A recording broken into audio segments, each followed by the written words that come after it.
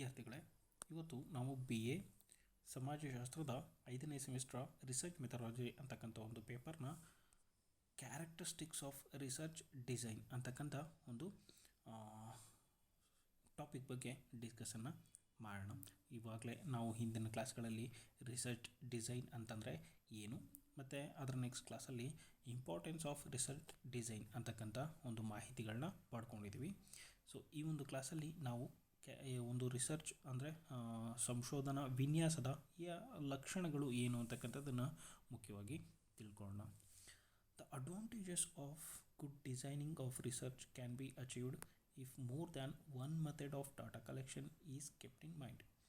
Though this may increase the cost, time and complexity of the research, this is necessary because no one method can be perfect for data collection.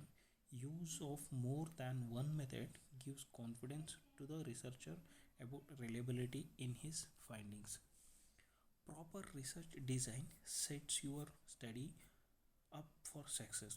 Successful research studies provide more insights that are accurate and unbiased. You will need to create a survey that meets all of the main characteristics of a design. There are mainly 4 key characteristics of research design. ಅಂದರೆ ಇಲ್ಲಿ ಮುಖ್ಯವಾಗಿ 4 ಮುಖ್ಯ ಸಂಶೋಧನಾ ವಿನ್ಯಾಸದ ಲಕ್ಷಣಗಳನ್ನ ನಾವು ನೋಡ್ಬೋದಾಗತ್ತೆ. ಮೊದಲನೇದು ಅದರಲ್ಲಿ neutrality. When you set up your study, you may have to make assumptions about the data you expect to collect. The result projected in the research design should be free from bias and neutral. Understand opinions about the final evaluated scores and conclusion from multiple individuals and consider those who agree with the derived results. Second most important character ಯಾವುದು ಅಂತಂದರೆ ವಿದ್ಯಾರ್ಥಿಗಳೇ reliability. With regularly conducted research, the researcher involved expects similar results every time. Your design should indicate how to form research to ensure the standard of results. You will only be able to reach the expected result if your design is reliable. ಅಂತಂದರೆ ಮುಖ್ಯವಾಗಿ ನಾವು ಹೇಗೆ research design ಇರಬೇಕು ಅಂತಂದರೆ ನಾವು ಎಷ್ಟೇ ಸಲ ನಮ್ಮ ಒಂದು ಮೆಥಡಾಲಜಿನ ಉಪಯೋಗಿಸ್ಕೊಂಡು ನಾವು ಡಾಟಾವನ್ನು ಕಲೆಕ್ಟ್ ಮಾಡಿದ್ರೂ ಕೂಡ ಅದು ಅದೇ ಒಂದು ಫಲಿತಾಂಶವನ್ನು ಕೊಡೋ ರೀತಿಯಾಗಿ ಇರಬೇಕು. ಸೊ ಅದನ್ನು ನಾವೇನಂತ ಕರಿತೀವಿ ಅಂತಂದರೆ ರಿಲೇಬಿಲಿಟಿ ಅಂತೇಳಿ ಕರಿತೀವಿ.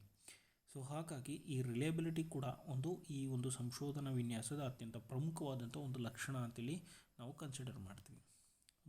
ಮೂರನೆಯ ಪ್ರಮುಖ ಲಕ್ಷಣ ಯಾವುದು ಅಂತಂದರೆ validity. There are multiple measuring tools available. However the only correct measuring tools are those which help a researcher in gathering results according to the objective of the research.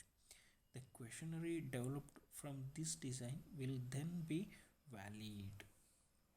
Next 4ನೇ ಅತ್ಯಂತ ಪ್ರಮುಖವಾದಂಥ ಒಂದು ಲಕ್ಷಣ ಅಂತಂದರೆ generalisation. The outcome of your design should apply to a population and not just a restricted sample. A generalized design implies that your survey can be conducted on any part of a population with similar accuracy. The above factors affect the way respondents answer the researcher questions, and so all the above characteristics should be balanced in a good design.